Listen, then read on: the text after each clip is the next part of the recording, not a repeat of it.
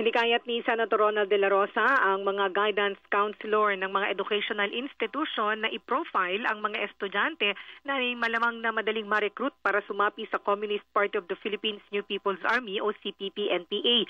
Sa gitna yan ng muling pagdinig ng Senate Committee on Public Order and Dangerous Drugs sa kanyang pinamumunuan ukol sa recruitment at radicalization ng mga estudyante para sumapi sa Partido Komunista.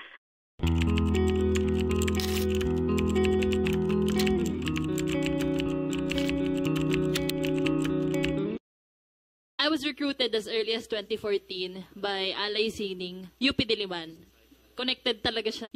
And actually, yung nag-recruit sa akin ay member ng College of Education Student Council, and that was Kevin Castro. If you know what happened to Kevin, he died in an encounter sa Pulilok, Quezon around 2018.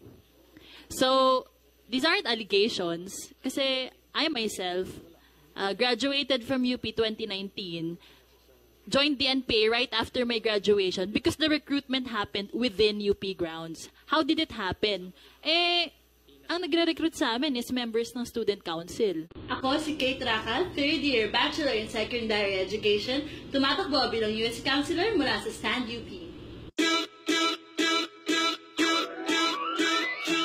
And they use venues sa loob ng UP to conduct underground organizations using the name of Student Council, at the time recognized organization Anak Bayan, Alay Sining, no?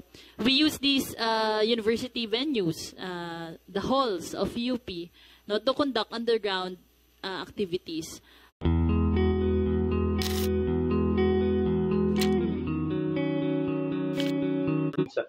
Siya po ay voluntaryong sumuko at ngayon nga po ay dadalhin po natin sa tropa ng Philippine Marines or sa PNP kung saan man po niya gusto. Ngayon gusto ko lang po munang malaman yung bahagi ng kanyang kwento. Ma'am, ano po ang pangalan niyo po? Ako si Justin Kate Raka. Opo. Taga saan kayo, ma'am? Originally, ako ay taga Manila. Ang family ko ay from Bulacan. Okay. So hindi kayo tubong Palawan? Hindi ako tubong Palawan. Okay, sige po. I-confirm ko lang, ma'am, kayo po ay miyembro ng NPA? Yes. Okay, sige po. Since mula kahapon. Kahapon. Hanggang kahapon.